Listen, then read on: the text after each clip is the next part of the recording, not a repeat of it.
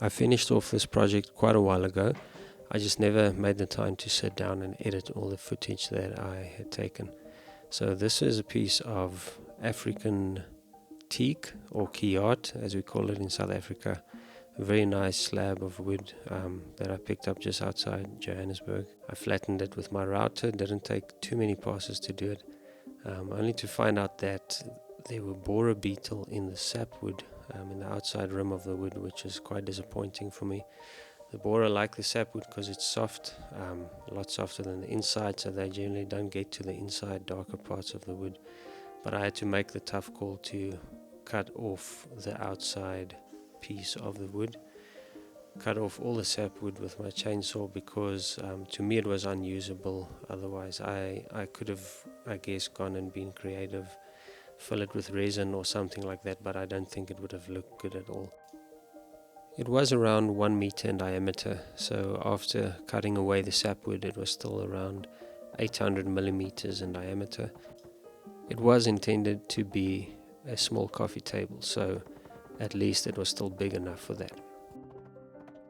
At first I only removed half of the sapwood because I hoped that the borer beetle didn't get to the hardwood, but I later on had to just go ahead and remove all the sapwood because the borer started to actually get to the darker hardwood, and I had to remove all of it.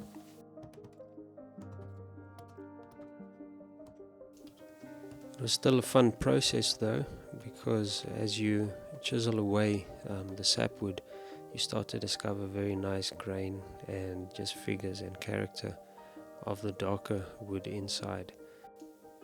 The more I chiseled away and sanded down the sapwood, the more the true beauty of this wood started to be revealed. This is a very good example of when we allow God to do work in our lives, as He reveals the imperfect things that our sinful nature has caused, and we allow Him to do the work, then ultimately His beauty would be revealed through us.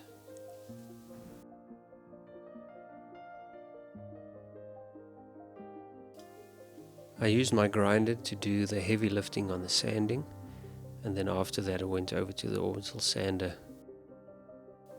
You just have to be very careful working with the grinder because it does remove so much wood. You can easily mess up your project.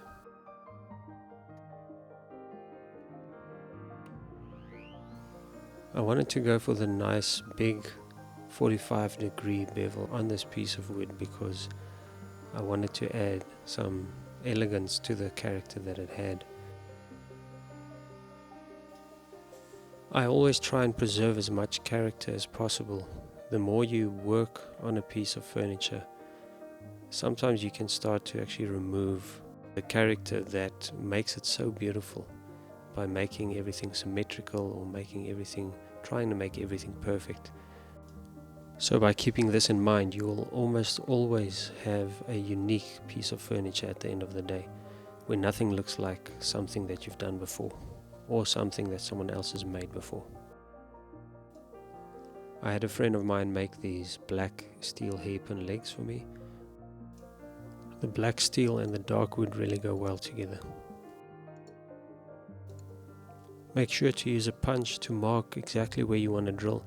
If you just use a pencil and mark, sometimes depending on the grain of the wood, it would actually move your drill bit off the spot that you actually want to drill into, and then you've got a hole that's off center.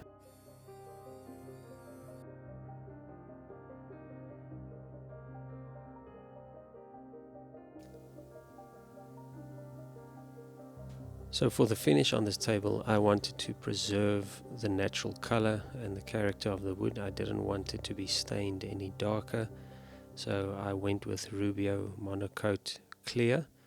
I also wanted it obviously to be sealed very well because it is a coffee table, and that's why I went with Monocoat, because it does a great job at sealing your furniture.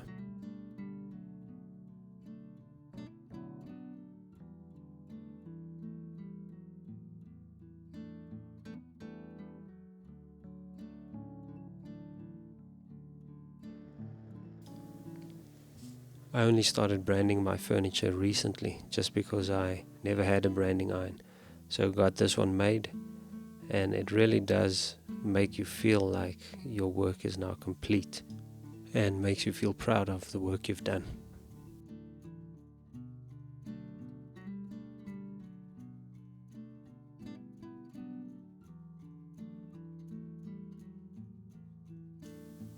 I mainly focus on making custom furniture, so this was actually my first table that I made without having a specific client beforehand that ordered it from me. So it took me about a month to just put it on Marketplace and sell it. Hope you enjoyed this video. If you stick to the end, you'll see the finished product.